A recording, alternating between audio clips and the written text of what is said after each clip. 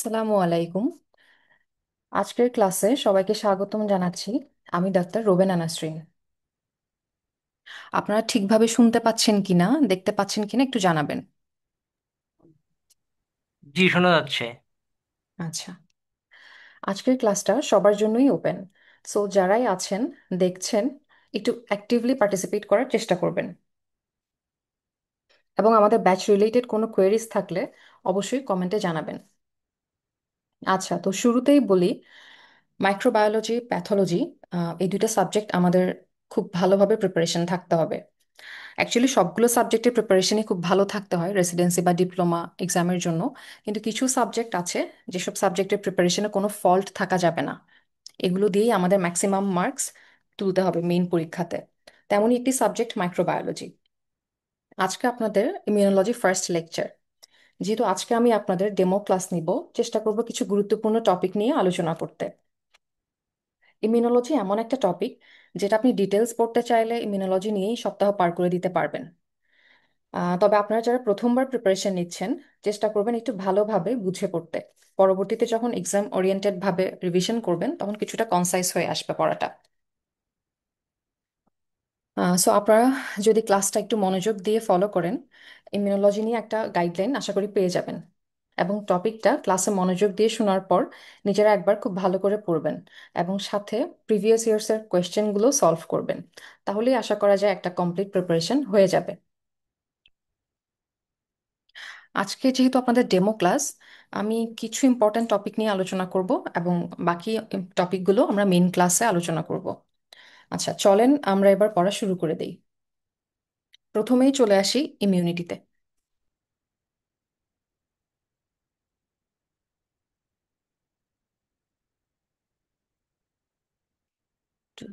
দাঁড়াবেন। আচ্ছা, immunity. Immunity নিয়ে অ্যাকচুয়ালি আমরা সবাই কম বেশি জানি। ইমিউনিটি প্রথমত দু ধরনের, একটা ইনেট ইমিউনিটি এবং অ্যাকোয়ার্ড ইমিউনিটি। ইনেট ইমিউনিটি যেটা আমরা জন্মগতভাবে নিয়ে জন্মাই, এবং অ্যাকোয়ার্ড ইমিউনিটি হচ্ছে যেটা আমরা রোগ জীবাণুর সংস্পর্শে থাকতে থাকতে ডেভেলপ করি। ইনেট ইমিউনিটি নিয়ে কিছু কথা বলবো, ক্যারেক্টারিস্টিক্স অফ ইনেট ইমিউনিটি। এই কথাগুলো আমাদের এমসিকিউ এর জন্য খুবই গুরুত্বপূর্ণ। আমরা আগেই বলেছি, ইনেট ইমিউনিটি জন্ম থেকে আমাদের থাকে, so it is present form birth. এটা হচ্ছে একটা রেসপন্সেসটা থাকবে ব্রড স্পেকট্রাম। যখনই আমরা আমাদের কোনো একটা অর্গানিজমের সংস্পর্শে আসি, তখন সবার আগে ইনেট ইমিউনিটি আমাদের প্রোটেকশন দিবে। সো এটা অ্যান্টিজেন নন স্পেসিফিক। আর স্পেসিফিক অ্যান্টিজেনের এগেনস্টে আমাদের ইমিউনিটি দেয় অ্যাকোয়ার্ড ইমিউনিটি। এবং ইনেট ইমিউনিটিতে কোনো মেমোরি তৈরি হয় না। আরেকটা গুরুত্বপূর্ণ কথা হচ্ছে এখানে, innate immunity can function independently of adaptive immunity. আচ্ছা, ইনেট ইমিউনিটি আমরা যেহেতু জন্মগতভাবে নিয়ে আসছি, তাই ইন্ডিপেন্ডেন্টলি এটা কাজ করতে পারে। আবার অ্যাডাপটিভ ইমিউনিটি নিয়ে আমরা জন্মাই না, সো শুরু থেকে অ্যাডাপটিভ ইমিউনিটি ইন্ডিপেন্ডেন্টলি কাজ করতে পারে না। অ্যাডাপটিভ ইমিউনিটি ইনেট ইমিউনিটির উপর ডিপেন্ডেন্ট, কিন্তু ইনেট ইমিউনিটি ইন্ডিপেন্ডেন্টলি কাজ করতে পারে। এই এই কথাগুলো আমাদের এমসিকিউ স্টেমে আসে, সো একটু মনোযোগ দিয়ে এগুলো একটু খেয়াল করবেন। আচ্ছা, সেলস অফ ইনেট ইমিউনিটি। আপনার একটা জিনিস খেয়াল করলে দেখবেন, ডব্লিউবিসির সেলগুলো আমার ইনেট ইমিউনিটির cell, except lymphocyte and plasma cell. Lymphocyte and plasma cell acquired ইমিউনিটির সেল। বাকি ডব্লিউবিসির যত সেল আছে সবগুলোই আমার ইনেট ইমিউনিটির সেল। তো ইনেট ইমিউনিটির সেল বলতে তাহলে আমরা কি কি দেখতে পাচ্ছি এখানে? Neutrophil, eosinophil, macrophage, natural killer cell, then lymphokine activated killer cell, mast cell. এগুলো আমার ইনেট ইমিউনিটির সেল। আর একটা ইনফিনিটি স্টার টপিক হচ্ছে ফ্যাক্টরস। এগুলো হচ্ছে ইনেট ইমিউনিটির ফ্যাক্টর। আচ্ছা, ইনেট ইমিউনিটি আমাদের ফার্স্ট লাইন ডিফেন্স এবং সেকেন্ড লাইন ডিফেন্স দিয়ে থাকে। তো এখানে প্রশ্ন দুভাবে আসতে পারে। একটা হচ্ছে কোন কোন ফ্যাক্টর আমার ইনেট ইমিউনিটির ক্ষেত্রে কাজ করে। আবার স্পেসিফিক্যালি এভাবেও আসতে পারে, ফার্স্ট লাইন ডিফেন্সের ক্ষেত্রে কোন কোন ফ্যাক্টর কাজ করে এবং সেকেন্ড লাইন ডিফেন্সের ক্ষেত্রে কোন কোন ফ্যাক্টর কাজ করে। তাহলে ফার্স্ট লাইন ডিফেন্স যদি আমরা দেখি, factors that limit entry of micro organism into the body. মানে এই ফ্যাক্টরগুলো মাইক্রো অর্গানিজমকে আমার বডিতে ঢুকতেই দিবে না, ঢোকার আগেই সে বাধা দিবে। এটা হচ্ছে আমার বডির ফার্স্ট লাইন ডিফেন্স। তো ফার্স্ট লাইন ডিফেন্সের মধ্যে আছে keratin layer of intact skin. আমাদের স্কিনের উপর যে ক্যারাটিন লেয়ার থাকে সেটাই আমাদের ফার্স্ট লাইন ডিফেন্স হিসেবে কাজ করে। এবং lysozyme in tears and other secretion. আচ্ছা, আদার সিক্রেশন যখন কথাটা বলবে তখন কিন্তু এভাবে প্রশ্ন আসতে পারে কোন কোন সিক্রেশনে আমার ইনিট ইমিউনিটি থাকে। ইভেন প্রিভিয়াস ইয়ার্সের প্রশ্ন এভাবে এসছে। সো আমি আপনাদের সুবিধার জন্য সেগুলো নিয়ে এসেছি এখানে। Tear, saliva, gastric acid, breast milk and mucus, এই সিক্রেশনগুলো আমার ইনেট ইমিউনিটি দেয়। Then respiratory cilia. আচ্ছা, যখন একটা ফরেন বডি আমার রেসপিরেটরি ট্র্যাক্টে আসবে তখন আমার রেসপিরেটরি সিলিয়া একটা ঝাড়ুর মতো কাজ করে। সে ঝাড়ু দিয়ে ওই ফরেন বডিটাকে বের করে দেয় এবং আমাদের প্রোটেকশন দেয়। তারপরের ফ্যাক্টর হচ্ছে low pH in stomach and vagina. আচ্ছা, স্টোমাকের পিএইচ লো মানে আমার স্টোমাকে একটা অ্যাসিডিক এনভায়রনমেন্ট থাকছে। সো অ্যাসিডিক এনভায়রনমেন্টে ম্যাক্সিমাম মাইক্রো অর্গ্যানিজমই গ্রো করতে পারে না। সো এটা আমাকে ইনেট ইমিউনিটি দিচ্ছে। এবং ভ্যাজাইনার পিএইচ যখন লো থাকে বা অ্যাসিডিক থাকে তখন সেটাও মাইক্রো অর্গ্যানিজমের গ্রোথটাকে ইনহিবিট করে। ফ্যাটি অ্যাসিডস ইন স্কিন, এটাও আমাকে ইনেট ইমিউনিটি দিচ্ছে। এছাড়া আরেকটা জিনিস মনে রাখতে হবে, ডিফেন্সিন। ডিফেন্সিন বা ক্যাটায়নিক পেপটাইড। আর normal flora of throat, colon and vagina. আরেকটা জিনিস আপনারা একটু খেয়াল করলে দেখবেন, আমার সেকেন্ড লাইন ডিফেন্সে ডাব্লিউবিসির সেলগুলো আছে, মানে সেলগুলো সেকেন্ড লাইন ডিফেন্সে natural killer cell, neutrophil, macrophage and dendritic cell. একটা সেল শুধুমাত্র ফার্স্ট লাইন ডিফেন্সে থাকে, সেটা হচ্ছে অ্যালভিওলার ম্যাক্রোফেজ। সো এগুলো একটু খেয়াল করে পড়বেন। আমরা ম্যাক্সিমাম দেখা যায় কি পরীক্ষাতে এমসিকিউতে কমন স্টেমগুলোর মধ্যেই খুব কনফিউজড হয়ে যায়। তাহলে আপনারা এভাবে খেয়াল করবেন, সবগুলো সেল সেকেন্ড লাইন ডিফেন্সে, শুধুমাত্র অ্যালভিওলার ম্যাক্রোফেজ আমার ফার্স্ট লাইন ডিফেন্সের ফ্যাক্টর। এছাড়া আর কি আছে, interferon, complement, transferrin and lactoferrin, fever, inflammatory response, apolipoprotein B, apolipoprotein B RNA editing enzyme. এখানে ইন্টারফেরন, কমপ্লিমেন্ট, ট্রান্সফেরিন, ল্যাক্টোফেরিন, এগুলো খুব ভালো করে মনে রাখবেন। এগুলো আমার এমসিকিউ স্টেমে আসছে প্রিভিয়াস ইয়ার্সে। এছাড়া আরেকটা প্রশ্ন আছে যে আমাদের ইনেট ইমিউনিটিতে কোন কোন সাইটোকাইন কাজ করে। এটার অ্যান্সার হচ্ছে interleukin 1, interleukin 6, TNF alpha, interferon alpha and beta. এগুলো আমার ইনেট ইমিউনিটির সাইটোকাইন। এবং অ্যাকিউট ফেজ প্রোটিন, সেটাও কিন্তু আমার ইনেট ইমিউনিটিতে কাজ করে, ইনেট ইমিউনিটির ফ্যাক্টর হিসেবে কাজ করে। প্রিভিয়াস ইয়ার্সের প্রশ্নগুলো আমরা আপনাদের সুবিধার জন্য একসাথে দিয়ে দিয়েছি এখানে, এবং আপনাদের প্র্যাকটিসের জন্য কিছু প্রশ্ন দিয়েছি। আপনাদের যখন মেইন গ্রুপে আমরা ক্লাস নিব, রেসিডেন্সি বা ডিপ্লোমার মেইন গ্রুপগুলোতে যখন ক্লাস নিব আমরা, তখন ইনশাল্লাহ এই প্রশ্নগুলো আমি আপনাদের জন্য সলভ করে দিব আপনাদের সাথে ডিসকাস করে, যাতে আপনাদের সুবিধা হয়। Acquired immunity. আচ্ছা, অ্যাকোয়ার্ড ইমিউনিটির ক্ষেত্রে আমাদের কার্ডিনাল ফিচার্সগুলি মনে রাখতে হবে। এগুলোই মেনলি আমার এমসিকিউ এটাও আমার এমসিকিউ স্টেমের জন্য গুরুত্বপূর্ণ। যেমন স্পেসিফিসিটি, যখনই আমরা একটা মাইক্রো অর্গানিজমের সংস্পর্শে আসবো, একটা স্পেসিফিক মাইক্রো অর্গানিজমের এগেনস্টে কিন্তু আমার বডিতে একটা অ্যান্টিবডি ডেভেলপ করে। সো এটা স্পেসিফিসিটি। আর ইমিউনোলজিক্যাল মেমোরি, আমরা আগেই বলেছি কপি তৈরি হয় শুধুমাত্র অ্যাকোয়ার্ডে, মেমোরি তৈরি হবে অ্যাকোয়ার্ডে, ইনেটে কোনো মেমোরি তৈরি হয় না। Addictiveness, self limitations and discrimination of self from non self. আচ্ছা, এটা একটু বলি আমি, সেটা হচ্ছে discrimination of self from non self. আচ্ছা, আমার বডি যদি সেলফ থেকে নন সেলফকে ডিস্টিংগুইশ করতে না পারে তখন সেক্ষেত্রে একটা ডিজিজ ডেভেলপ করে। আপনাকে একটু কেউ বলতে পারবেন যে সেক্ষেত্রে কোন ডিজিজটা ডেভেলপ করে? এনিওয়ান? আচ্ছা, আম, সেক্ষেত্রে আমাদের অটো ইমিউন ডিজিজ ডেভেলপ করে। আমার বডি যদি সেলফ আর নন সেলফের মধ্যে ডিফারেন্সিয়েটই করতে না পারে তখন আমাদের অটো ইমিউন ডিজিজগুলো ডেভেলপ করবে। আচ্ছা, এবার অ্যাকোয়ার্ড ইমিউনিটির সেল, আমরা আগেই বলেছি ডাব্লিউবিসির সবগুলো সেল ইনেট ইমিউনিটিতে এক্সেপ্ট লিম্ফোসাইট এবং প্লাজমা সেল। তাহলে লিম্ফোসাইটের মধ্যে আছে আবার দু ধরনের লিম্ফোসাইট, বি লিম্ফোসাইট এবং টি লিম্ফোসাইট। টি লিম্ফোসাইটের মধ্যে আছে আবার হেল্পার টি লিম্ফোসাইট এবং সাইটোটক্সিক টি লিম্ফোসাইট। এছাড়া প্লাজমা সেল। সো এগুলো হচ্ছে আমার অ্যাকোয়ার্ড ইমিউনিটির সেল। আচ্ছা, ইনেট আর অ্যাকোয়ার্ডের ডিফারেন্সেস যদি আমরা বলি, আচ্ছা আপনাদের একটা কথা বলি, সেটা হচ্ছে আমাদের ইমিউনিটি টপিকটা থেকে বেশ কিছু ডিফারেন্স আমাদের পড়তে হয়। তার মধ্যে 6 থেকে 7টা ডিফারেন্স খুব বেশি গুরুত্বপূর্ণ। ক্লাসের শেষে আমি আপনাদের সেগুলো বলে দিব যে এগুলো মুখস্থ করে আপনাকে যেতে হবে, এগুলো না পড়ে আসলে এক্সাম হলে যাওয়াই যাবে না, কারণ এগুলো থেকে প্রচুর প্রশ্ন আসে। আর আপনাদের সাথে এতক্ষণ আমি ইনেট আর অ্যাকোয়ার্ড নিয়ে যেসব জিনিস আলোচনা করেছি সেগুলোই মেইনলি এই ডিফারেন্সেসটাতে তুলে ধরা হয়েছে, আপনারা একটু দেখলেই বুঝবেন।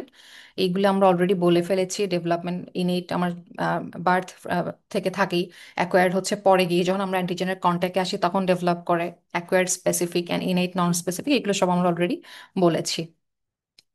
আচ্ছা, এই চারটা আমি আপনাদের একটু পরে বলছি, ডিসকাস করছি। আচ্ছা, ইনেট এবং অ্যাকোয়ার্ড ছাড়াও আমাদের আরো দু ধরনের ইমিউনিটি আছে, যেটাকে আমরা বলছি হিউমোরাল ইমিউনিটি এবং সেল মিডিয়েটেড ইমিউনিটি। আচ্ছা, যদি আমরা বলি হিউমোরাল ইমিউনিটি কি করে, হিউমোরাল ইমিউনিটি কাজ করবে এক্সট্রা সেলুলার ব্যাকটেরিয়ার এগেইনস্টে। এর মানে হচ্ছে হিউমোরাল ইমিউনিটি এক্সট্রাসেলুলার ব্যাকটেরিয়াকে এলিমিনেট করে দেয়। আর cell mediated immunity intracellular virus ব্যাকটেরিয়াকে এলিমিনেট করবে, মাইকোব্যাকটেরিয়ামকে এলিমিনেট করবে, এছাড়া প্রোটোজোয়া ফাঙ্গাল ইনফেকশনের এগেনস্টেও কাজ করবে। তার মানে এক্সট্রা সেলুলারের ক্ষেত্রে হিউমোরাল ইমিউনিটি কাজ করে এবং ইন্ট্রাসেলুলারের ক্ষেত্রে সেল মিডিয়েটেড ইমিউনিটি কাজ করে। আর এখানেও কিছু সেল আমার হিউমোরাল ইমিউনিটিতে আছে, কিছু সেল সেল মিডিয়েটেড ইমিউনিটিতে আছে। তা আমি যদি হিউমোরাল ইমিউনিটির সেলগুলো দেখি, হিউমারাল ইমিউনিটি মেইনলি আমার আলটিমেটলি অ্যান্টিবডি তৈরি করার মাধ্যমে কাজ করে। তাহলে এখানে কি কি সেল কাজ করে? ইনেটের সেলগুলো হচ্ছে neutrophil, eosinophil, basophil, mast cell, এই সেলগুলো। আর অ্যাকোয়ার্ডের ক্ষেত্রে B cell, plasma cell and antibodies. আর সেল মিডিয়েটেড ইমিউনিটির ক্ষেত্রে ইনেটের সেল কাজ করে macrophage, dendritic cell, natural killer cell, এবং অ্যাকোয়ার্ডের ক্ষেত্রে হেল্পার টি সেল এবং সাইটোটক্সিক টি সেল। আচ্ছা, এবার আমরা অ্যাক্টিভ অ্যান্ড প্যাসিভ ইমিউনিটি নিয়ে আলোচনা করব। আচ্ছা, active and passive immunity. Active ইমিউনিটিতে অ্যাক্টিভ পার্টিসিপেশন বাই হোস্ট থাকবে। তাহলে অ্যাক্টিভ পার্টিসিপেশন বাই হোস্ট থাকবে অ্যাক্টিভ ইমিউনিটিতে, প্যাসিভে কিন্তু থাকবে না। আর একটা জিনিস আপনারা খেয়াল করেন, অনসেট অফ অ্যাকশন যেটা, সেটা হচ্ছে আমার অ্যাক্টিভ ইমিউনিটিতে স্লো অনসেট থাকবে। কারণ একটা অর্গানিজম যখন আমার বডিতে প্রথমে ঢুকবে, সেটার এগেনস্টে একটা অ্যান্টিবডি তৈরি করার জন্য একটা ল্যাটেন্ট পিরিয়ড থাকবে মাঝখানে। সো এটার কারণেই আমার অনসেট অফ অ্যাকশনটা স্লো থাকে। আর প্যাসিভ ইমিউনিটি ইমিডিয়েটলি শুরু হয়ে যাবে। প্যাসিভে যেমন খুব তাড়াতাড়ি শুরু হয়ে যায়, আবার খুব তাড়াতাড়ি শেষও হয়ে যাবে, তাই ডিউরেশন অফ অ্যাকশনটা প্যাসিভে শর্ট থাকে এবং অ্যাক্টিভ ইমিউনিটিতে লং লাস্টিং হয়। এটা আস্তে আস্তে স্লোলি হচ্ছে কাজ করবে, স্লো অনসেট হবে, একটা ল্যাটেন্ট পিরিয়ডে ইমিউনিটি ডেভেলপ করবে এবং এটা আমাদেরকে একটা লং লাস্টিং ইমিউনিটি দিবে। আর প্যাসিভ হচ্ছে খুব তাড়াতাড়ি শুরু হয়ে যাবে এবং খুব তাড়াতাড়ি শেষও হয়ে যাবে। ইমিউনোলজিক্যাল মেমোরি মেমোরি থাকবে অ্যাক্টিভ ইমিউনিটিতে। আর সেকেন্ডারি ইমিউন রেসপন্স আমি অ্যাক্টিভ ইমিউনিটিতেই পাবো। আর হাইপার সেন্সিটিভিটির রিস্ক আবার বেশি থাকে প্যাসিভ ইমিউনিটিতে, যেহেতু আমি সেখানে অ্যান্টিসেরা অ্যান্টিটক্সিন এগুলো দিচ্ছি, সেখানে আমার সাথে সাথে একটা হাইপার সেন্সিটিভিটি রিয়াকশন হতে পারে। আচ্ছা, এখানে যেটা গুরুত্বপূর্ণ সেটা হচ্ছে অ্যাক্টিভের ক্ষেত্রেও ন্যাচারাল এবং আর্টিফিশিয়াল থাকে, প্যাসিভের ক্ষেত্রেও ন্যাচারাল এবং আর্টিফিশিয়াল থাকে। আচ্ছা, অ্যাক্টিভ ইমিউনিটির ক্ষেত্রে ন্যাচারাল ইমিউনিটি আমরা কখন পাবো? সাপোজ আমাদের যদি কারো কোনো একটা মাইক্রো অর্গানিজম দিয়ে একটা ইনফেকশন হয়, তো সেটার এগেনস্টে আমার বডিতে একটা ইমিউনিটি ডেভেলপ করে এবং সেটা আমাকে একটা কিছু কিছু কিছু কিছু ক্ষেত্রে আমাকে সেটা লং টাইম ইমিউনিটিও দিয়ে থাকে। তাহলে after clinical and sub clinical infection আমরা যে ইমিউনিটিটা পাচ্ছি সেটা হচ্ছে আমার অ্যাক্টিভের ন্যাচারাল অ্যাক্টিভ ইমিউনিটি, ন্যাচারালি পাচ্ছি সেটা। যেমন হেপাটাইটিস এ ভাইরাস ইনফেকশন যদি কারো একবার হয়ে যায়, তাহলে সেটার এগেনস্টে আমার বডিতে অ্যান্টিবডি ডেভেলপ করছে, সেটা আমাকে প্রোটেকশন দিচ্ছে। এবং আর্টিফিশিয়াল যেটা হচ্ছে আমার ন্যাচারালি হচ্ছে না, আমি আর্টিফিশিয়ালি দিচ্ছি, যেমন ভ্যাকসিন, টক্সয়েড, এগুলোর মাধ্যমে আমি ইমিউনিটি পাচ্ছি সেটা। তাহলে অ্যাক্টিভের ন্যাচারাল বললে after clinical and sub clinical ইনফেকশনের পরে আমি যেটা পাচ্ছি সেটা। আর আর্টিফিশিয়াল হচ্ছে ভ্যাকসিন আর টক্সয়েড, এটা আমরা মনে রাখবো। এবার হচ্ছে প্যাসিভ ইমিউনিটি। প্যাসিভ ইমিউনিটির ক্ষেত্রে আমরা অলরেডি বলেছি এখানে অ্যাক্টিভ পার্টিসিপেশন বাই হোস্ট থাকবে না, হোস্টের কোনো অ্যাক্টিভ পার্টিসিপেশন থাকবে না। তাহলে সে ইমিউনিটিটা কিভাবে পাচ্ছে? আচ্ছা, ন্যাচারালি হচ্ছে যখন মা থেকে ফিটাসে প্লাসেন্টার মাধ্যমে অ্যান্টিবডিটা যাবে, তাহলে ফিটাস মা থেকে প্লাসেন্টার মাধ্যমে অ্যান্টিবডিটা পাচ্ছে। একটা শুধুমাত্র একটা ইমিউনোগ্লোবিউলিন বা অ্যান্টিবডি প্লাসেন্টা ক্রস করে ফিটাসে যেতে পারে, সেটা হচ্ছে ইমিউনোগ্লোবিউলিন জি। তাহলে ইমিউনোগ্লোবিউলিন জি মা থেকে প্লাসেন্টার মাধ্যমে ফিটাসে যাচ্ছে, এটা কিন্তু ন্যাচারালি যাচ্ছে এবং ফিটাস ইমিউনিটি পাচ্ছে।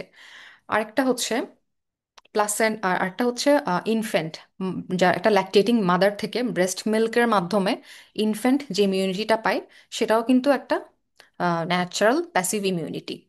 আচ্ছা, আমাদের একটা মাত্র ইমিউনোগ্লোবুলিন যেটা ব্রেস্ট মিল্কের মাধ্যমে যায়, সেটা হচ্ছে ইমিউনোগ্লোবুলিন এ। ইমিউনোগ্লোবুলিন এ কে তাই বলা হয় সিক্রেটরি ইমিউনোগ্লোবুলিন। তাহলে আম, মা থেকে প্লাসেন্টার মাধ্যমে ফিটাসে যাচ্ছে ইমিউনোগ্লোবুলিন জি। একমাত্র ইমিউনোগ্লোবুলিন জিটাই প্লাসেন্টা ক্রস করতে পারে। আর ব্রেস্ট মিল্কের মাধ্যমে মা থেকে বাচ্চাতে যাচ্ছে ইমিউনোগ্লোবুলিন এ, যেটা আমরা বলছি সিক্রেটরি ইমিউনোগ্লোবুলিন। আমরা যখন ইমিউনোগ্লোবুলিন পড়বো তখন এগুলো আরো ডিটেইল এবং আরো ভালোভাবে জানবো। ওকে। আর আর্টিফিশিয়াল তো অ্যান্টিসেরা, অ্যান্টিটক্সিন, যেমন টিটেনাস হচ্ছে কারো যদি আহ, আমরা রিস্ক চিন্তা করে থাকি তখন তাদেরকে আমরা টিআইজি দিই, টিটেনাস ইমিউনোগ্লোবুলিন দিয়ে থাকি, অ্যান্টি টিটেনাস সেরাম দিয়ে থাকি, দেন অ্যান্টি ডিপথেরিয়া টক্সিন দিয়ে থাকি। এছাড়া কিছু ডিজিজের ক্ষেত্রেও হচ্ছে আমরা ইউজ করি, যেমন tetanus, rabies, botulism, hepatitis A and B virus infection, এগুলোর ক্ষেত্রেও কিন্তু আমরা প্যাসিভ ইমিউনাইজেশন করে থাকে। এটা অ্যাকচুয়ালি একটা প্রিভিয়াস ইয়ার্সের প্রশ্ন যে প্যাসিভ ইমিউনাইজেশন আমরা কোন কোন ডিজিজের ক্ষেত্রে দিয়ে থাকি। তখন এগুলোকে আমি আলাদা করে নিয়ে এসেছি। Diphtheria, tetanus, rabies, botulism, hepatitis A and B virus ইনফেকশনের ক্ষেত্রে আমরা অ্যাক্টিভের সাথে প্যাসিভ ইমিউনাইজেশনও করে থাকি। আচ্ছা, এবার চলে আসি আমরা ইমিউন রেসপন্স। আচ্ছা, ইমিউন রেসপন্স হচ্ছে আবার দু ধরনের। একটা হচ্ছে প্রাইমারি ইমিউন রেসপন্স, একটা হচ্ছে সেকেন্ডারি ইমিউন রেসপন্স। আচ্ছা, প্রাইমারিতে অ্যান্টিজেনের এক্সপোজারটা হবে first time. First time antigen exposure হবে, তাই আমরা এটাকে বলছি প্রাইমারি ইমিউন রেসপন্স। এবং সেকেন্ড টাইম অথবা সাবসিকুয়েন্ট এক্সপোজার যখন হবে, তারপর ডেভেলপ করবে সেকেন্ডারি ইমিউন রেসপন্স। তাহলে প্রাইমারি রেসপন্সে আমার বডিতে প্রথমবার অ্যান্টিজেন এক্সপোজড হচ্ছে, এবং সেকেন্ড টাইম বা সাবসিকুয়েন্টলি যদি বারবার যদি অ্যান্টিজেন এক্সপোজার হয় তখন আমরা সেক্ষেত্রে বলছি সেকেন্ডারি ইমিউন রেসপন্স। তো যেহেতু প্রথমবার আমার বডিতে একটা অ্যান্টিজেন এক্সপোজার হবে, তখন সেই ক্ষেত্রে একটা সময় লাগবে অ্যান্টিবডিটাকে ডিটেক্ট করার জন্য। এই সময়টা একটু বেশি লাগবে, সেটা 7 থেকে 10 দিন লাগবে। এবং সেকেন্ডারিতে যেহেতু অলরেডি আমার এর আগেও আমি এক্সপোজড হয়েছি, তো আমার তার অলরেডি একটা মেমোরি আছে। তো সেক্ষেত্রে অ্যান্টিবডি খুব দ্রুত ডেভেলপ করবে 3 থেকে 5 দিনের মধ্যে। আপনাকে হয়তো এভাবে প্রশ্ন আসতে পারে যে কোন ক্ষেত্রে, কোন ইমিউন রেসপন্সের ক্ষেত্রে অ্যান্টিবডি তাড়াতাড়ি ডিটেক্ট করা যায়, তখন সেক্ষেত্রে হবে সেকেন্ডারি ইমিউন রেসপন্স। আর প্রাইমারিতে যেহেতু একটা ল্যাটেন্ট ল্যাগ পিরিয়ড একটা থাকবে, সেই ক্ষেত্রে আমারটাতে একটু সময় বেশি লাগবে, 7 থেকে 10 দিন লাগবে। আর সবচেয়ে গুরুত্বপূর্ণ যেটা, প্রাইমারি রেসপন্সের ক্ষেত্রে অ্যান্টিবডি হচ্ছে ইমিউনোগ্লোবুলিন এম, এবং সেকেন্ডারি রেসপন্সের ক্ষেত্রে ইমিউনোগ্লোবুলিন জি। আচ্ছা, এটা আপনারা এভাবে মনে রাখতে পারেন। প্রাইমারি, প্রাইমারি মানে হচ্ছে প্রেজেন্ট ইনফেকশন, প্রেজেন্ট ইনফেকশন মাত্র, মাত্র এম। আর সেকেন্ডারি রেসপন্স হচ্ছে এটা পাস্ট ইনফেকশন, গত, সো জি। আচ্ছা, আর অ্যামাউন্ট অফ অ্যান্টিবডি প্রোডাকশন, সেটা হচ্ছে যেহেতু আমার প্রথমবার অ্যান্টিবডি ডেভেলপ করছে, সো খুব বেশি পরিমাণে তো আর ডেভেলপ করবে না, তো সেক্ষেত্রে রিলেটিভলি স্মল থাকবে অ্যামাউন্ট অফ অ্যান্টিবডিটা। আর সেকেন্ডারি রেসপন্সের ক্ষেত্রে অ্যান্টিবডি অনেক বেশি বেশি তৈরি হবে। এবং ডিউরেশন অফ অ্যান্টিবডি রেসপন্স প্রাইমারিতে শর্ট থাকবে এবং সেকেন্ডারিতে লং থাকবে। ওকে। আচ্ছা, এরপরে এখন আরেকটা ইম্পর্ট্যান্ট টপিক আমরা চলে যাই, সেটা হচ্ছে অ্যান্টিজেন প্রেজেন্টিং সেল। আপনারা এতক্ষণ যা আমি বলেছি তার মধ্যে কি কোনো প্রশ্ন আছে আপনাদের কারো? প্রশ্ন থাকলে আপনারা বলতে পারেন। আচ্ছা, তাহলে আমি এটা একটু একটু সামারাইজ করি। সেটা হচ্ছে primary immune response. Primary immune রেসপন্সের ক্ষেত্রে আমার একটা ল্যাগ পিরিয়ড থাকবে অ্যান্টিবডি ডিটেকশনের আগে, সো এটা একটু লং হবে 7 to 10 ডেজ। এবং সেকেন্ডারি রেসপন্সের ক্ষেত্রে ডিউরেশনটা একটু শর্ট হবে 3 to 5 ডেজ। প্রাইমারি ইমিউন রেসপন্সের অ্যান্টিবডি হচ্ছে ইমিউনোগ্লোবুলিন এম, এবং সেকেন্ডারি ইমিউন রেসপন্সের ক্ষেত্রে অ্যান্টিবডি হচ্ছে ইমিউনোগ্লোবুলিন জি। এবং প্রাইমারিতে আমার অ্যান্টিজেনটা হচ্ছে ফার্স্ট টাইম এক্সপোজার হচ্ছে, আর সেকেন্ডারিতে হচ্ছে second time and subsequent exposure হচ্ছে। তাই অ্যান্টিবডিটা বেশি থাকবে সেকেন্ডারিতে এবং প্রাইমারিতে কম থাকবে। আচ্ছা, এবার আরেকটা ইনফিনিটি স্টার টপিক, সেটা হচ্ছে antigen presenting cell. Antigen presenting cell বলতে যদি আমাদের প্রশ্নে আসে, তাহলে আপনারা এই ম্যাক্রোফেজ, বি লিম্ফোসাইট এবং ডেনড্রাইটিক সেল, এই তিনটা ছাড়া আপনার স্টেমে যাই থাকবে সবই ফলস হবে। তাহলে অ্যান্টিজেন প্রেজেন্টিং সেল বলতে আমরা শুধুমাত্র তিনটা সেলকেই বলবো: macrophage, B lymphocyte and dendritic sell.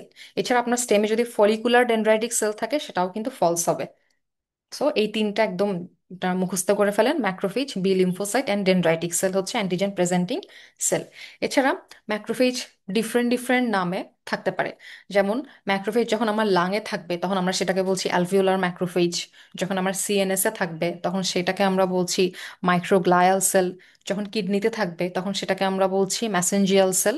স্প্লিনে যখন থাকবে তখন সেটাকে আমরা বলছি red pulp macrophage or splenic cord of Billroth. এবং লিম্ফ নোডে যখন থাকবে তখন সেটা হচ্ছে রেসিডেন্ট অ্যান্ড সার্কুলেটরি ম্যাক্রোফেজ। এবং বোনে থাকলে সেটা হচ্ছে অস্টিওক্লাস্ট, টিস্যুতে হিস্টিওসাইট, এবং স্কিনে থাকলে তখন তো আমরা অলরেডি আমরা বলেছি ল্যাঙ্গারহ্যান্স সেল নামে থাকবে। এবং প্লাসেন্টাতে থাকে হফবার সেল। এবং এটাকে একসাথে বলে মনোনিউক্লিয়ার ফ্যাগোসাইটিক সিস্টেম। আচ্ছা,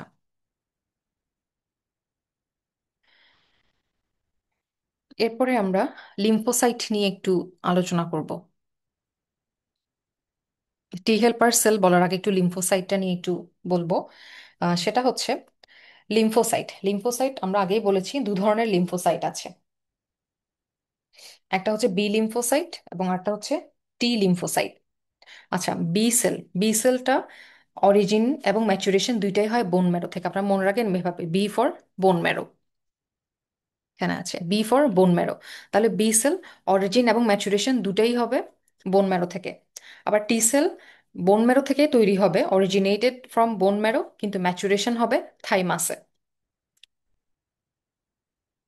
আচ্ছা, এবার বি সেলের যদি ফাংশন আমরা বলি, বি সেলের কিছু ফাংশন আছে, যেমন B cell differentiate into plasma cell. এটা আমরা একটু পরে আরো ডিটেইল বলছি। বি সেল থেকে ডিফারেন্সিয়েট হয়ে প্লাজমা সেল হবে এবং প্লাজমা সেল থেকে আমার অ্যান্টিবডি বা ইমিউনোগ্লোবুলিন তৈরি হবে। এবং বি সেলটা থেকে যেটা অ্যান্টিবডি তৈরি হবে, মেমোরি সেলও তৈরি হবে এবং সেটা সেকেন্ডারি ইমিউন রেসপন্স তৈরি করে। এবং আমরা অলরেডি পড়েছি যে অ্যান্টিজেন প্রেজেন্টিং সেলের মধ্যেও কিন্তু ছিল বি সেল। তো বি সেল একটা অ্যান্টিজেন প্রেজেন্টিং সেল।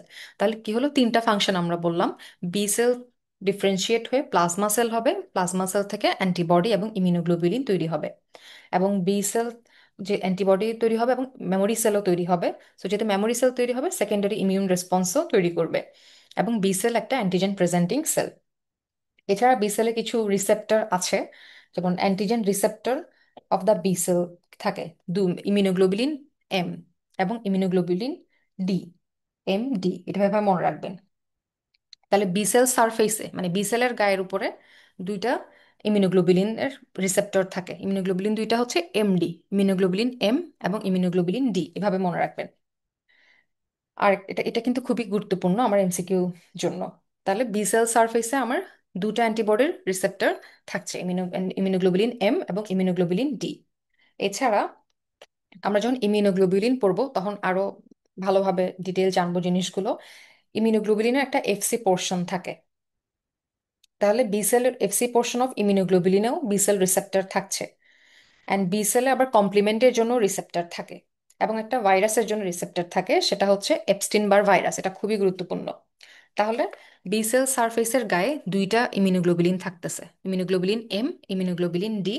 এছাড়া বি সেল বি সেলের রিসেপ্টর থাকে এফসি পোর্শন অফ ইমিউনোগ্লোবুলিনের জন্য, বি সেলের কমপ্লিমেন্টের জন্য রিসেপ্টর থাকে, এছাড়া এপস্টিন বার ভাইরাসের জন্য রিসেপ্টর থাকে। আচ্ছা, বি সেল আমাদের এবার পড়া হয়ে গেল। এবার চলে টি সেল নিয়ে একটু আলোচনা করি। টি সেল, টি সেল দু ধরনের টি সেল আছে। একটা হচ্ছে আমরা অলরেডি বলেছি হেল্পার টি সেল, যেটা আরেকটা নাম CD4+ টি সেল। এবং সাইটোটক্সিক টি সেলটা হচ্ছে CD8+ টি সেল। সাইটোটক্সিক টি সেলটা আবার সাইটোটক্সিক টি সেল গেল, দুইটাই গেল। আচ্ছা, এবার আমাদের এখানে অ্যান্টিবডিটা কিভাবে তৈরি হয় এটা একটু আমি আপনাদের একটু আলোচনা করে দেই একেবারে এই জিনিসটা। সেটা হচ্ছে যখন কোন একটা মাইক্রো অর্গানিজম বডিতে ঢুকবে, একটা মাইক্রো অর্গানিজম বডিতে ঢুকার পরে কি হবে, ম্যাক্রোফেজ ইন্টারলিউকিন 1 সিক্রেট করে। এবং হেল্পার টি সেলকে অ্যাক্টিভেট করবে। তাহলে আমরা অলরেডি বলেছি অ্যান্টিজেন প্রেজেন্টিং সেল, এটার মানে কি?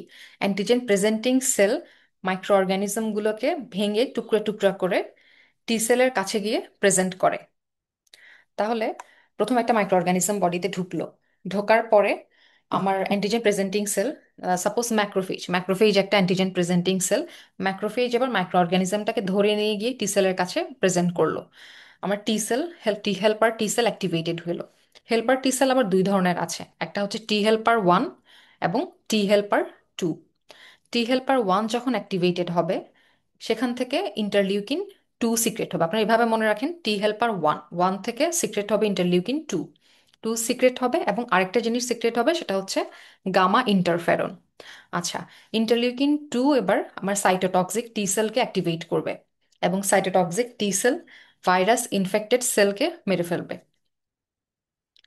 আর গামা ইন্টারফেরন যেটা অ্যাক্টিভেট হলো, সেটা কি করবে? সেটা ম্যাক্রোফেজকে অ্যাক্টিভেট করবে এবং ইন্ট্রাসেলুলার মাইক্রোবকে মেরে ফেলবে। তাহলে আমার টি হেল্পার ওয়ান থেকে আসছে ইন্টারলিউকিন টু, ইন্টারলিউকিন টু গিয়ে সাইটোটক্সিক টি সেলকে অ্যাক্টিভেট করবে এবং সাইটোটক্সিক টি সেল গিয়ে ভাইরাস ইনফেক্টেড সেলকে মেরে ফেলবে। আচ্ছা, এবার T helper two, T helper two যখন অ্যাক্টিভেটেড হবে, তখন টি হেল্পার টু থেকে আসবে ইন্টারলিউকিন ফোর ফাইভ, টু থেকে ফোর ফাইভ। এবার ইন্টারলিউকিন ফোর ফাইভ বি সেলকে অ্যাক্টিভেট করবে। এবং আমরা একটু আগেই বলেছি বি সেলের একটা ফাংশন হচ্ছে সে প্লাজমা সেলকে ডিফারেন্সিয়েট করে এবং সেখান থেকে অ্যান্টিবডি তৈরি করবে এবং মেমোরি সেল তৈরি করবে। তাহলে আবার অ্যান্টিবডি বা বি সেলের ফাংশন হচ্ছে কি করবে? সে হচ্ছে ব্যাকটেরিয়াকে অপসোনাইজ করবে, দেন নিউট্রালাইজ টক্সিন অ্যান্ড ভাইরাসেস, দেন হচ্ছে একটা অ্যালার্জিক রিয়াকশন করবে। সেটা কিভাবে করে? অ্যালার্জিক রিয়াকশনটা করে ইমিউনোগ্লোবুলিন ই, ইমিউনোগ্লোবুলিন ই গিয়ে আমার মাস্ট সেলগুলোকে ভেঙে ডিগ্রানুলেশন করবে এবং সেখান থেকে হিস্টামিন এসে অ্যানাফাইল্যাকটিক রিয়াকশন বা অ্যালার্জিক রিয়াকশন করবে। এছাড়া অটো ইমিউনিটিও করে। যখন সেলফ আর নন সেলফ ডিফারেন্সিয়েট করতে পারবে না, তখন সে অটো ইমিউন ডিজিজ করবে। আপনারা কি বুঝতে পেরেছেন এটা? অ্যান্টিবডি কিভাবে তৈরি হলো, হেল্পার টি সেল কিভাবে কাজ করে, জিনিসগুলোকে বুঝতে পেরেছেন? আচ্ছা, তাহলে এবার এটা একটু আমরা দেখি, বি সেল আর টি সেলের মধ্যে এই ডিফারেন্ট, এটা এটা দেখলে জিনিসটা আরো ক্লিয়ার হবে। আচ্ছা, টি হেল্পার, আচ্ছা তার আগে টি হেল্পার ওয়ান আর টি হেল্পার টু তো আমরা এতক্ষণ পড়লাম, সেটা একটু চলেন দেখিনি। আপনারা অলরেডি জিনিসটা এখন বুঝে গেছেন। আমরা সবকিছু ডিসকাস করেছি, এখন জাস্ট এটাকে সামারাইজ করছি। Produces interleukin two and gamma interferon, এটা কে করে? আমরা অলরেডি বলেছি T helper one, T helper one থেকে আসবে ইন্টারলিউকিন টু এবং গামা ইন্টারফেরন। তাহলে এটা অবশ্যই টি হেল্পার ওয়ানই করতেছে। অ্যান্ড ইন্টারলিউকিন ফোর ফাইভ আমরা বলেছি টি হেল্পার টু যখন অ্যাক্টিভেট হবে, সেখান থেকে ইন্টারলিউকিন ফোর ফাইভ আসবে এবং ফোর ফাইভ গিয়ে বি সেলকে অ্যাক্টিভেট করবে এবং বি সেল থেকে প্লাজমা সেল ডিফারেন্সিয়েট হবে এবং সেখান থেকে ইমিউনোগ্লোবুলিন বা অ্যান্টিবডি এবং মেমোরি সেল তৈরি হবে। আর আমরা বলেছিলাম টি হেল্পার ওয়ান গিয়ে টুকে অ্যাক্টিভেট করবে, ইন্টারলিউকিন টুকে সিক্রেট করবে এবং গামা ইন্টারফেরন সিক্রেট করবে এবং ইন্টারলিউকিন টু সাইটোটক্সিক টি সেলকে অ্যাক্টিভেট করবে এবং ভাইরাস ইনফেক্টেড সেলকে কিল করবে। ওকে,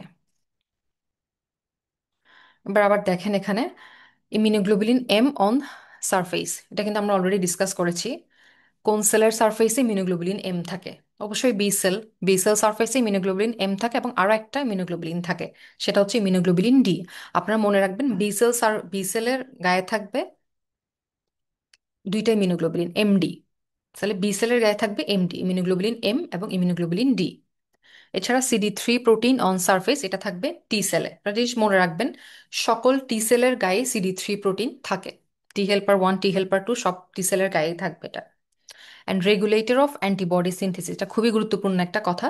এটা টি সেল, অবশ্যই টি সেল, কারণ টি সেল যদি আমার অ্যাক্টিভেট না হয়, আমরা তো অলরেডি বললাম মাইক্রো অর্গানিজম যখন বডিতে ঢুকে, তখন সবার আগে আমার অ্যান্টিজেন প্রেজেন্টিং সেল তাকে ধরে নিয়ে গিয়ে প্রেজেন্ট করে আমার হেল্পার টি সেলের কাছে।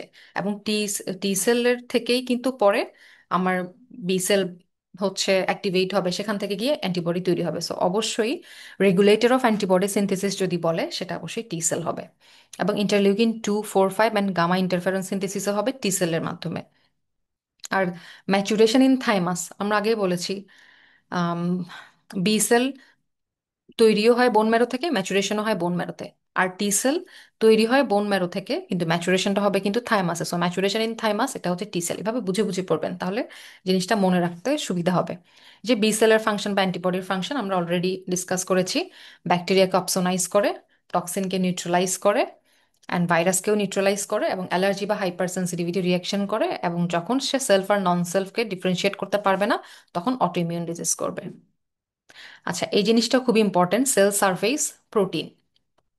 সেল সারফেস প্রোটিন যদি আমরা একটু বলি, তাহলে হচ্ছে আমাদের হেল্পার টি সেলের গায়ে কি কি সারফেস প্রোটিন থাকে। আচ্ছা, আরেকটা জিনিস একটু মনে রাখেন আপনারা, সেটা হচ্ছে আমরা তো বললাম যে অ্যান্টিজেন প্রেজেন্টিং সেল অর্গ্যানিজমকে প্রেজেন্ট করে হেল্পার টি সেলের কাছে, তাই তো? তো অ্যান্টিজেন প্রেজেন্টিং সেল সবসময় এমএইচসি ক্লাস 2 এর মাধ্যমে প্রেজেন্ট করবে। আর হ্যাঁ, MHC2 এর মাধ্যমে প্রেজেন্ট করবে। আর সকল সেল, সকল নিউক্লিয়েটেড সেল ক্লাস 1 MHC এর মাধ্যমে প্রেজেন্ট করবে, এক্সেপ্ট মেচিওর আরবিসি। কারণ মেচিওর আরবিসির গায়ে নিউক্লিয়াস থাকে না, এটা এখানে আছে, সে দেখেন। Natural killer cell MHC class 1, all cells other than mature red cell class 1।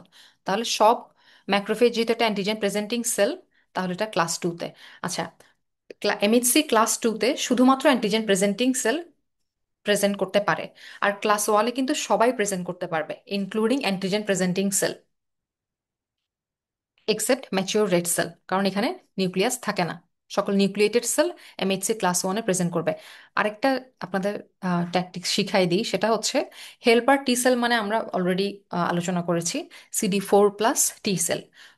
আমরা 8টাকে মাথায় রাখি, 4 × 2 = 8। তাহলে সেটা প্রেজেন্ট করবে MHC class 2-তে। এটা MHC class 1 হবে না, এটা হয়তো প্রিন্টিং মিস্টেক এসছে, এটা MHC class 2 হবে। তাহলে হেল্পার টি সেল মানে CD4, তাহলে CD4+ টি সেল বা হেল্পার টি সেল প্রেজেন্ট করবে MHC2 এর মাধ্যমে। আর সাইটোটক্সিক টি সেল মানে CD8, তাহলে 8 × 1 8, তাহলে প্রেজেন্ট করবে ক্লাস 1 MHC এর মাধ্যমে। আর আরেকটা জিনিস হচ্ছে surface protein present in all T cell. All T সেলের মধ্যে, সেটা হেল্পার টি সেল হোক, সাইটোটক্সিক টি সেল হোক, সবগুলোর মধ্যে কিছু কমন সারফেস প্রোটিন থাকবে। সেটা হচ্ছে CD2, CD3, CD4, CD7, CD8, CD28 and T sell receptor. এগুলো কিন্তু, এই সারফেস প্রোটিনগুলো সকল টি সেলের গায়ে থাকবে, সেটা হেল্পার টি সেল হোক আর সাইটোটক্সিক টি সেল হোক। এটা কিন্তু প্রিভিয়াস ইয়ার্সে এসছে। আরেকটা জিনিস আপনারা মনে রাখবেন, সেটা হচ্ছে CD3 is the most important identification marker for T sell. আমরা অলরেডি বললাম যে এই সারফেস প্রোটিনগুলো সকল টি সেলের থাকবে। আর তার মধ্যে সবচেয়ে ইম্পর্টেন্ট আইডেন্টিফিকেশন মার্কার হচ্ছে CD3, এবং CD20 is the most important identification marker for B cell. এটা হয়তো আপনার এসবিও আসতে পারে, যে টি সেলের জন্য সবচেয়ে ইম্পর্টেন্ট আইডেন্টিফিকেশন মার্কার হচ্ছে CD3, এবং বি সেলের জন্য সবচেয়ে ইম্পর্টেন্ট আইডেন্টিফিকেশন মার্কার হচ্ছে CD20। আচ্ছা, এবার বি সেল, টি সেল তো আমরা বলে ফেললাম অলরেডি। এবার বি সেল, বি সেলের জন্য থাকবে, আমরা বললাম ইমিউনোগ্লোবুলিন এম, আমরা কিন্তু অলরেডি পড়ে এসেছি। বি সেলের গায়ে থাকবে MD, এম সাথে ডিও থাকবে। আর একটা ভিটামিন থাকে, সেটা হচ্ছে B7। এই দুটো যদি একটু ডিফারেন্ট, আপনারা একটু আলাদা করে মনে রাখবেন। B7 আর বি সেল মানে কি, এটা একটা অ্যান্টিজেন প্রেজেন্টিং সেল, তাহলে অ্যান্টিজেন প্রেজেন্টিং সেল মানে ক্লাস 2। আবার ক্লাস 1-এ যেহেতু সবাই প্রেজেন্ট করে, তাহলে অ্যান্টিজেন প্রেজেন্টিং সেলগুলো প্রেজেন্ট করবে। ক্লাস 2-তে শুধুমাত্র অ্যান্টিজেন প্রেজেন্টিং সেল, আর ক্লাস 1-এ সকল nucleated cell including antigen presenting cell, এছাড়া CD40 আর CD20ও থাকে। এই যে all cell other than mature red cell class 1 MHC। আচ্ছা, আরেকটা topic, natural killer cell. Natural killer সেলটা আপনাদের জন্য খুবই গুরুত্বপূর্ণ। আচ্ছা, natural killer cell, natural killer sell একটা লার্জ গ্র্যানিউলার লিম্ফোসাইট। এটার সারফেস মার্কার হচ্ছে CD16 অ্যান্ড CD56। আমরা একটু আগে বলেছি সব সেলের গায়ে, সব টি সেলের গায়ে CD3 থাকে, কিন্তু আমার ন্যাচারাল কিলার সেলের গায়ে কিন্তু CD3 থাকবে না। এখানে থাকবে সারফেস প্রোটিন CD16 এবং CD56। তাহলে ল্যাক টি সেল রিসেপ্টর, এখানে টি সেল রিসেপ্টর থাকবে না, CD3 প্রোটিনও থাকবে না, এবং ইমিউনোগ্লোবুলিন MD এগুলোও থাকবে না। এটা ইমিউনোগ্লোবুলিন MRD থাকবে শুধুমাত্র বি সেল সারফেসে। আর এটার ডেভেলপমেন্টের জন্য থাইমাসও লাগবে না। ইভেন কারো যদি, কোনো পেশেন্টের যদি সিভিয়ার কম্বাইন্ড ইমিউনোডেফিসিয়েন্সি ডিজিজ থাকে, তাদের ক্ষেত্রে আমার NK সেলের নাম্বার কিন্তু নর্মালি থাকবে। Activity not enhanced by prior exposure, এটা একটা ইম্পর্ট্যান্ট একটা লাইন। সেটা হচ্ছে মানে আমার যদি অর্গানিজমের এক্সপোজার না হয় তাহলে কিন্তু আমার এনকে সেল কাজ করবে না। যখনই আমি এক্সপোজার হব তখন এনকে সেল গিয়ে সেটাকে হচ্ছে মেরে ফেলবে, তার আগেও কাজ করবে না এবং এটার এগেনস্টে কোনো মেমোরিও তৈরি হবে না। তাহলে এনকে সেলের কোনো মেমোরি নাই, তার কোনো CD3 প্রোটিন নাই, টি সেল রিসেপ্টর নাই, তারপরে কোনো ইমিউনোগ্লোবুলিন নাই সারফেসে, এবং এটার ডেভেলপমেন্টের জন্য থাইমাসও দরকার হয় না। আর ইম্পর্টেন্ট দুইটা জিনিস হচ্ছে লার্জ গ্র্যানুলার লিম্ফোসাইট, এটা এটা হচ্ছে activity not enhanced by prior exposure, এটা আপনার একটু মনে রাখবেন। এবং ফাংশন, আচ্ছা যখন ফাংশন কথাটা বলবে তখন আপনারা তিনটা জিনিস মনে রাখবেন, সেটা হচ্ছে ভ্যাট। তাহলে NK cell virus infected cell এবং ক্যান্সার সেলকে মারবে কিভাবে? By using perforin and granzyme. তাহলে পারফোরিন এবং গ্র্যানজাইম এর মাধ্যমে ভাইরাস ইনফেক্টেড সেল এবং ক্যান্সার সেলকে সে মেরে ফেলবে। এছাড়া আরো দুইটা জিনিসকে মারে ভ্যাট দিয়ে, আপনারা মনে রাখবেন একটা virus infected cell and cancer cell, allograft and transplant rejection, এই তিনটা ফাংশন করে। এগুলোই হয়তো আপনাকে ঘুরে ফিরে আসবে আপনার স্টেমে ফাংশনে। আর একটা কাজ করে, এনকে সেল গামা ইন্টারফেরন তৈরি করে, এবং আমরা অলরেডি কিন্তু ডিসকাস করেছি গামা ইন্টারফেরন কি করে ম্যাক্রোফেজকে অ্যাক্টিভেট করবে এবং ম্যাক্রোফেজ গিয়ে অর্গানিজমকে মেরে ফেলবে। আচ্ছা ম্যাক্রোফেজটা একটু আপনাদের একটু বলে দেই, যে ম্যাক্রোফেজটা একটু বলে আপনার আজকের ক্লাসটা শেষ করব। আচ্ছা, ম্যাক্রোফেজ, ম্যাক্রোফেজ নিয়ে আমরা কম বেশি সবাই জানি। টিস্যু রেসিডেন্ট ম্যাক্রোফেজও আছে এবং মনোসাইট ডিরাইভড ম্যাক্রোফেজও আছে। আচ্ছা আমরা যদি ম্যাক্রোফেজের ফাংশন চিন্তা করি তাহলে হচ্ছে মেইনলি তিনটা কাজ করে। একটা তো ফ্যাগোসাইটোসিস করে, আমরা ছোটবেলা থেকেই জানি সবাই। একটা হচ্ছে আমরা একটু আগে ডিসকাস করেছি অ্যান্টিজেন প্রেজেন্টিং সেলের মধ্যে কিন্তু ম্যাক্রোফেজ ছিল। সো এটা একটা অ্যান্টিজেন প্রেজেন্টিং সেল এবং অ্যান্টিজেন প্রেজেন্টেশন করে টি সেলের কাছে গিয়ে, এবং সাইটোকাইন প্রোডাকশন করে। তিনটা ফাংশন, ফ্যাগোসাইটোসিস করে, অ্যান্টিজেন প্রেজেন্টেশন করে এবং সাইটোকাইন প্রোডাকশন করে। আচ্ছা, এবার যদি আমরা ইনেট ইমিউনিটিতে সে কি কাজ করে, অ্যাকোয়ার্ডে কি কাজ করে আলাদাভাবে বলি, তাহলে ইনেটের ক্ষেত্রে সে ফ্যাগোসাইটোসিস করে এবং টিএনএফ টিএনএফ সিক্রেট করে, টিউমার নেক্রোসিস ফ্যাক্টর, যেটা আমার একটা ইনফ্ল্যামেটরি রিয়াকশন মানে রিয়াকশন করে। এরপর হচ্ছে অ্যাডাপটিভ ইমিউনিটিতে সে কি কাজ করে, যেহেতু অ্যান্টিজেন প্রেজেন্টিং সেল, তাহলে কি করবে অ্যান্টিজেনটাকে হেল্পার টি সেলের কাছে প্রেজেন্ট করবে এবং সাইটোকাইন তৈরি করে, ইন্টারলিউকিন 1 তৈরি করে। ইন্টারলিউকিন 1 গিয়ে আমার হেল্পার টি সেলকে অ্যাক্টিভেট করে। এছাড়া আমাদের পরীক্ষায় একটা ইম্পর্টেন্ট জিনিস আছে, সেটা হচ্ছে ম্যাক্রোফেজ থেকে কি কি সাইটোকাইন রিলিজ হয়। তাহলে এটা আমরা মনে রাখবো, TNF alpha, interleukin 1, 6, interleukin 8, interleukin 12 and interleukin 23, এগুলো আপনারা একদম ঝাড়া মুখস্থ রাখবেন। এগুলো কিন্তু আমাদের পরীক্ষার স্টেমে বারবার আসে এবং এগুলো নিয়ে আমরা খুবই কনফিউজ থাকি তখন। তাহলে TNF alpha, interleukin 1, interleukin 6, 8, 12 and 23, এগুলো ম্যাক্রোফেজ সিক্রেট করে।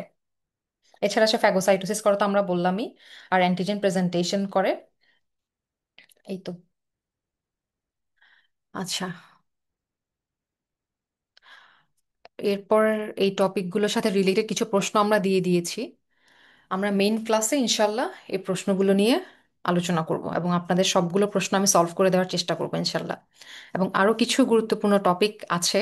আসলে যেহেতু ডেমো ক্লাস, আপনাদের পুরো ক্লাসটা একসাথে পড়াতে পারলে খুব ভালো হতো।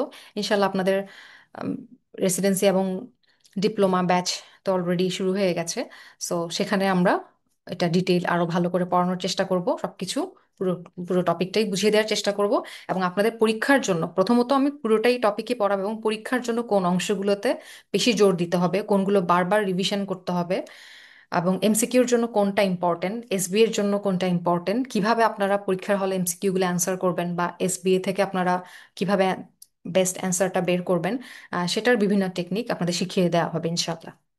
আপনাদের কি এই আমি যতটুকু পড়িয়েছি আজকে এর মধ্যে কোনো প্রশ্ন আছে? প্রশ্ন থাকলে আপনারা করতে পারেন।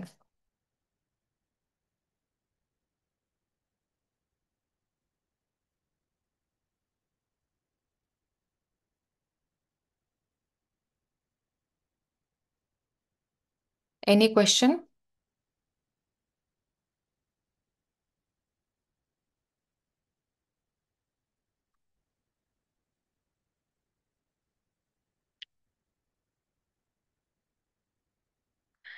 ঠিক আছে তাহলে।